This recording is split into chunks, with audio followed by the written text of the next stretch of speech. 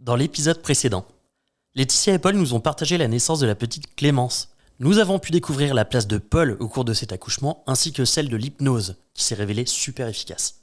Bonne écoute. Et comment s'est passé le retour à la maison ? On est rentré à pied. C'est vrai ? Ouais, on est rentré à pied. Tranquillement. Incroyable. On a fait une petite pause, je me souviens. Et vous étiez à combien de temps ? Vous habitiez en face ou Je crois qu'on est à 9 minutes à pied de base. Quand même. Donc, on a pris une demi-heure au moins, je pense, même peut-être plus, peut-être une heure, peut-être 2 heures, je me rends pas compte. Mais Ouais, c'était assez long, mais bon, ça allait. on marchait tout Ça s'est bien lentement. passé, Et ouais. Parce que pour le coup, j'avoue que j'étais restée dans la chambre d'hôpital pendant 2 jours. J'étais pas sortie, j'étais juste allée au bout du couloir pour une petite formation. Ça a dû te faire du bien en plus de prendre l'air Et comme ça. donc c'était bizarre quand même. Et Paul, lui, il avait fait des retours à l'appart, comme ça il allait se doucher. Il avait 9 déjà ramené minutes, des je affaires comprends.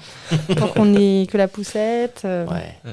D'ailleurs, par rapport à la poussette, la fois où j'ai sorti la poussette, que je l'ai ramenée, donc je l'ai sortie de chez moi et je l'ai ramenée à l'hôpital, ça m'a fait très très bizarre. Je voyais les gens qui me regardaient, je me disais, waouh, mais ils sont en train de me regarder. Alors, j'avais la poussette vide, Alors donc que non. c'était peut-être un peu bizarre, mais je me suis senti vraiment bizarre. Je me suis dit, ah, ça y est, là, On y je suis un peu comme un papa quand même. hein. Carrément. Et on arrive à la maison. Et alors là, tu rentres dans la maison, tout est comme tu l'as laissé et t'as oublié déjà comment tu l'as laissé. Et nous, on l'avait laissé avec des rideaux de fleurs parce que j'avais eu ma baby shower 4 jours avant d'accoucher. Donc j'avais des rideaux de fleurs dans le hall d'entrée, donc c'était trop rigolo et c'était mignon. Et les 2 premières nuits ont été très dures. Ouais. On a galéré. Ouais.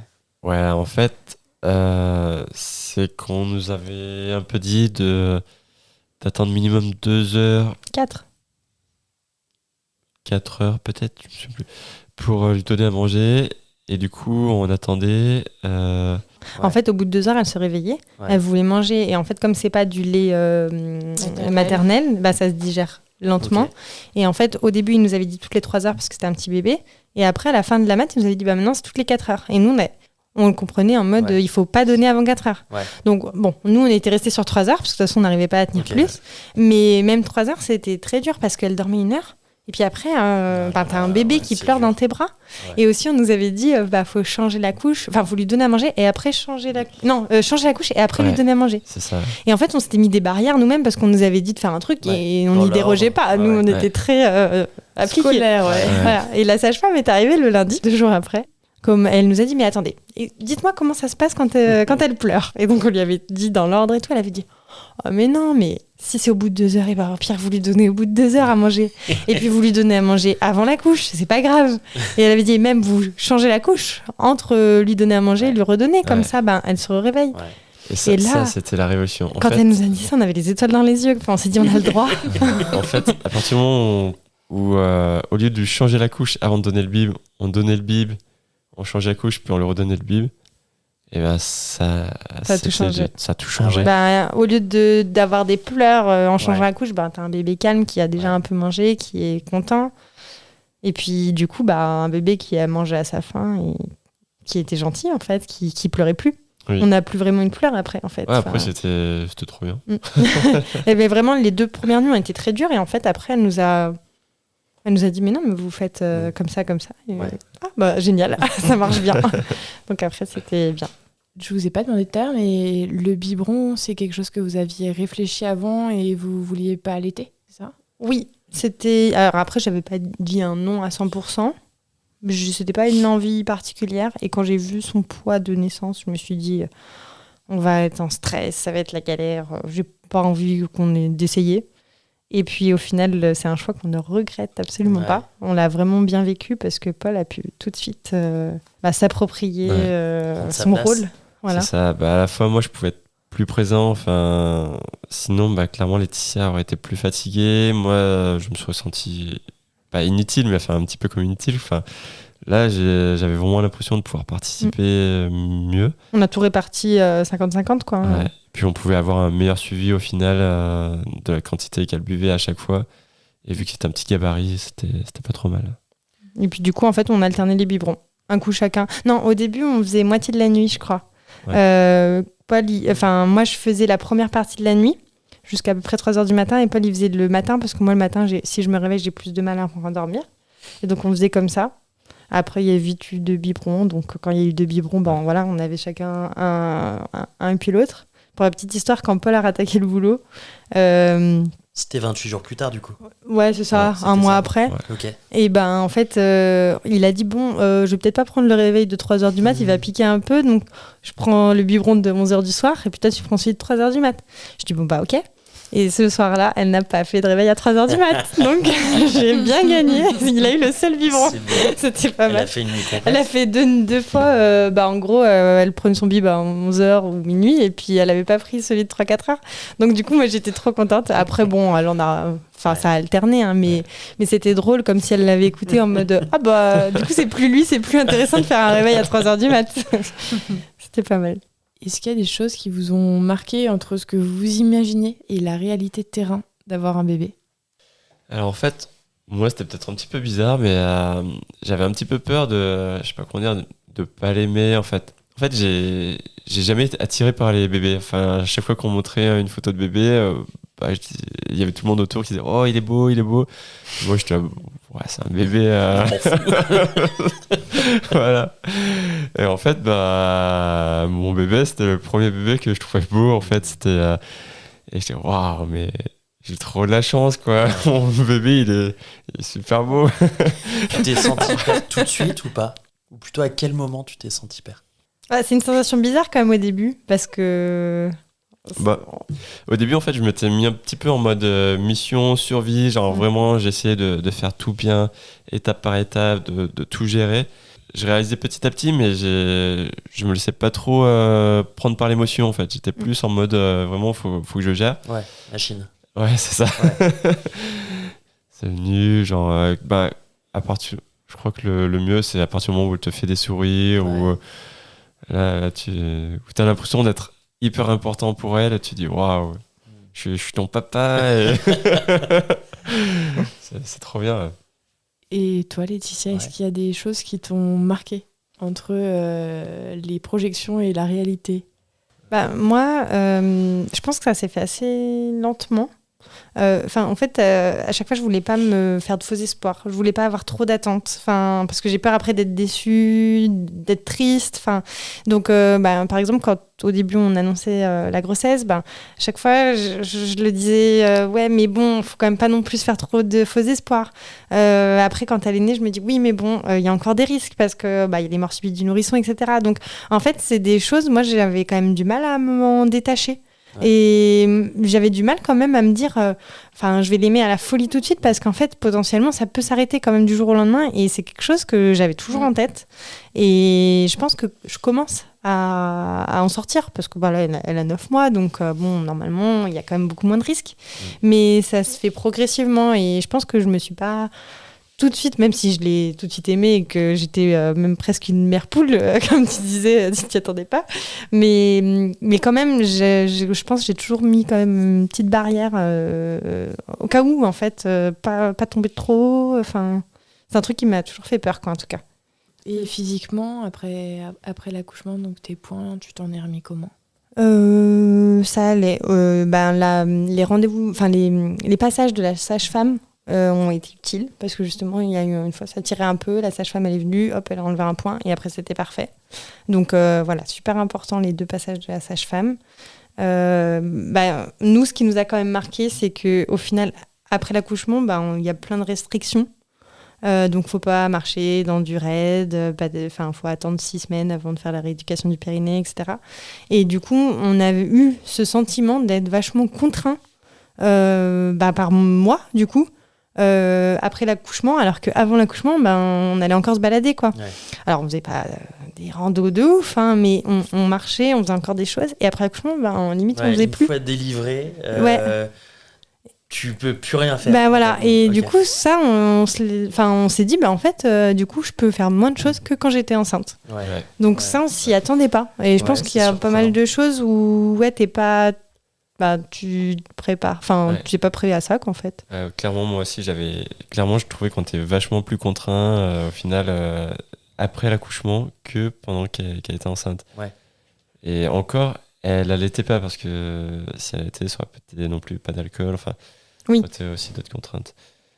Et après, il y a des choses aussi un peu peut-être bêtes, mais moi, j'avais jamais préparé de l'après-accouchement. Ouais. Avoir un corps du ventre après accouchement, pour moi, je m'y attendais pas forcément. Parce que, c'est bête, c'est peut-être un peu rêveur, mais je n'avais jamais pensé, quoi. Enfin, c'est des petites choses auxquelles tu penses pas forcément avant. Ouais, accoucher, c'était La fin, et après tu fin. partais sur un bébé. Ouais. Et côté pro, pour tous les deux, comment ça s'est passé? Est-ce que ça a eu un impact, la maternité? Positif ou négatif, hein? En fait, je me suis dit que le mois de congé, c'était quand même vachement cool quand je repense à nos parents qui avaient 4 jours, qui retournaient bosser. J'imagine ça très compliqué pour tout le monde, pour la maman parce qu'elle doit gérer seule, pour le bébé parce que c'est la galère, et puis le papa, du coup, en fait, il est plus impliqué dans... Il est très exclu. Ouais, Il est c'est au ça, il est second exclu, plan, ouais. Ah ouais. Du coup, c'est quand même top. Et en plus, j'ai eu la chance que, en gros, du coup, j'ai pris le mois de congé. Après, je suis retourné 2 semaines au boulot. Et après, en fait, j'avais déjà 2 semaines que j'avais pris pour Noël. Du coup, on a passé les vacances de Noël. Donc, on a fait presque 2 mois ensemble avec Ok. un peu d'intermittence. Et moi, j'aurais pas vécu ça sans lui. Je sais pas comment j'aurais fait. C'est fatigant, en fait. Ah ouais. Et même le mois de janvier, après, où il bossait, même si, franchement, c'était un bébé gentil. C'est un bébé qui pleurait pas pour rien. C'est un bébé vraiment qui dormait beaucoup. Mais quand même, en fin de journée, je faisais les 100 pas dans l'appart parce que dès que je m'arrêtais, elle pleurait. Et en fin de journée, je lui écrivais et je lui disais, bon, tu rentres dans combien de temps, pour avoir quand même une idée de quand est-ce qu'il rentrait. Et ça, c'était au 3e mois et je me serais pas vue vivre le 1er mois sans lui, quoi. Ça, c'est sûr. Vous avez été aidé par un petit peu de famille ou d'amis? On était plutôt tous les deux parce que nos parents vivent pas à côté de nous. Oui, c'est ça. Après, on a eu pas mal de visites, on avait des messages de soutien, enfin voilà. Oui.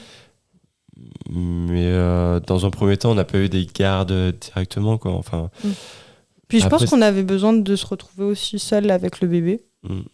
On était content d'être un peu dans notre bulle, Ouais. toujours. Qu'est-ce que vous auriez aimé qu'on vous dise à propos de la maternité ou de la paternité?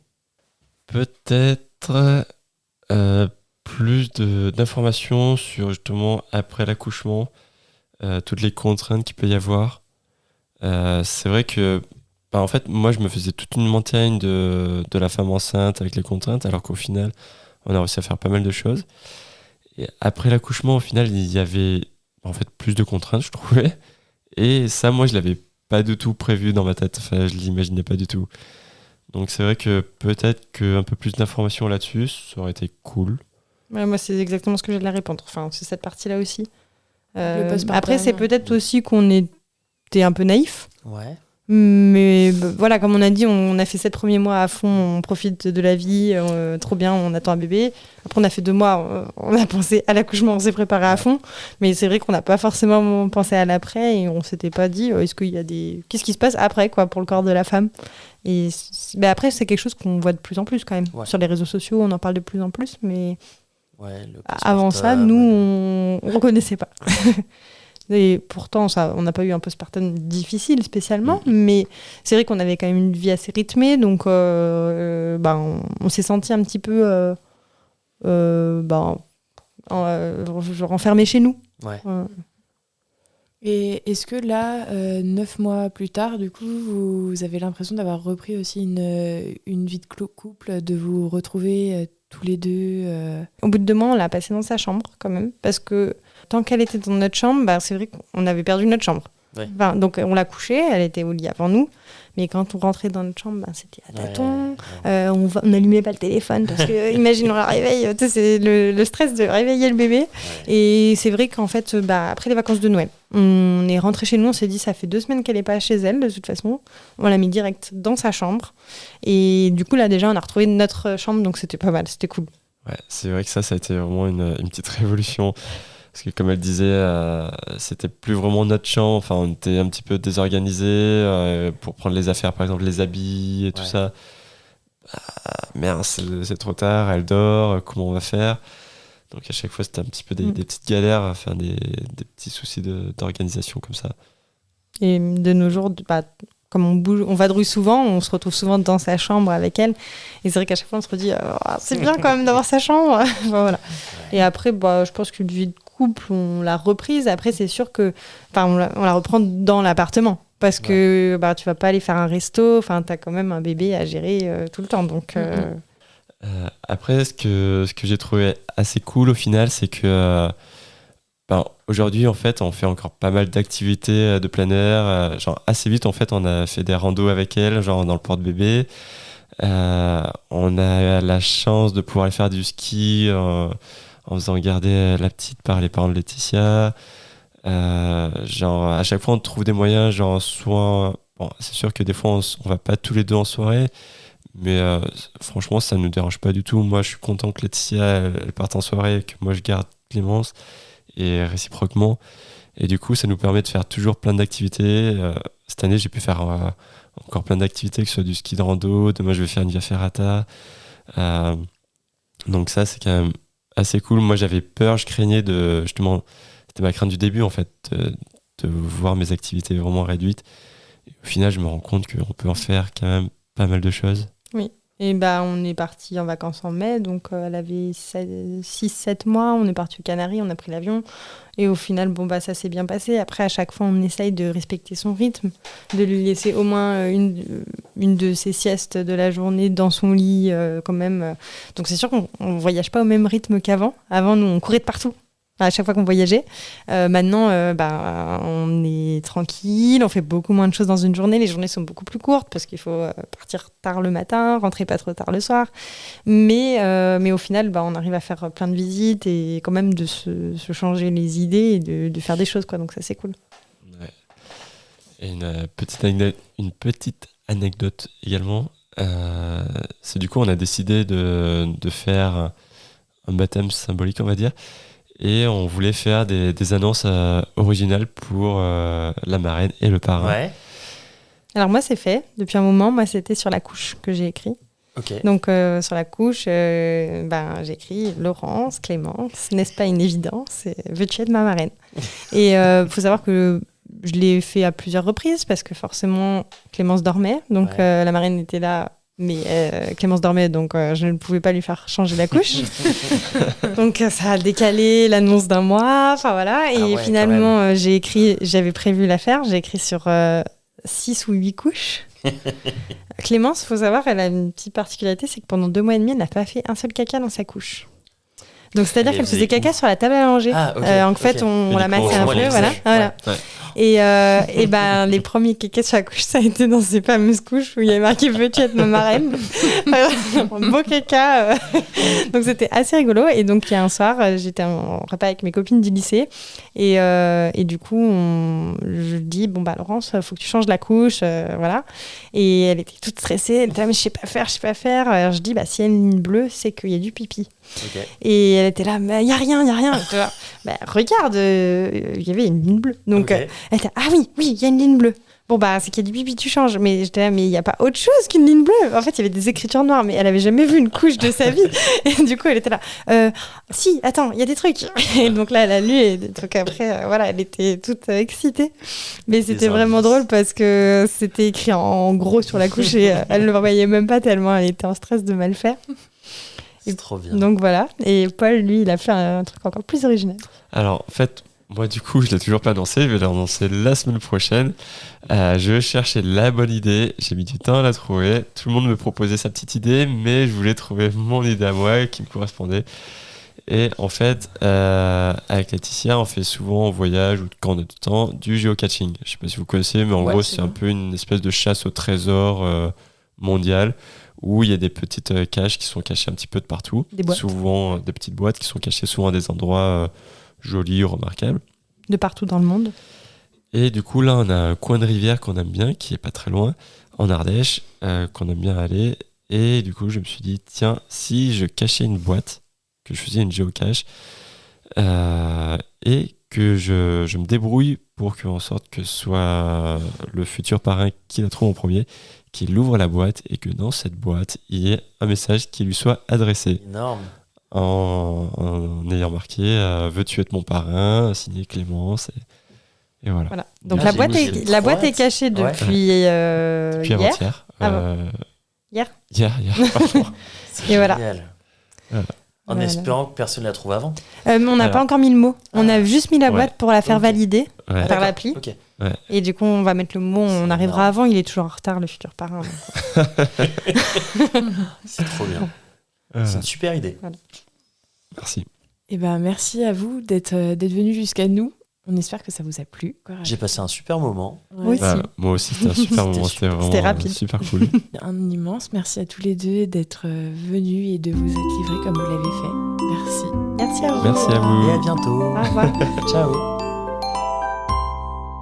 Merci de nous avoir écoutés. On espère que cet épisode vous a plu. C'est grâce à vos retours et à votre soutien qu'on continue à produire des épisodes. Pour nous aider, abonnez-vous, mettez un maximum d'étoiles et des commentaires dans les plateformes d'écoute qui le permettent. Vous pouvez aussi en parler à votre entourage et nous suivre sur les réseaux sociaux. Les liens sont disponibles en bas de la description. Si l'aventure vous tente et que vous avez envie de raconter votre histoire, contactez-nous via le site aternité.com. Sans accent, évidemment. Bisous!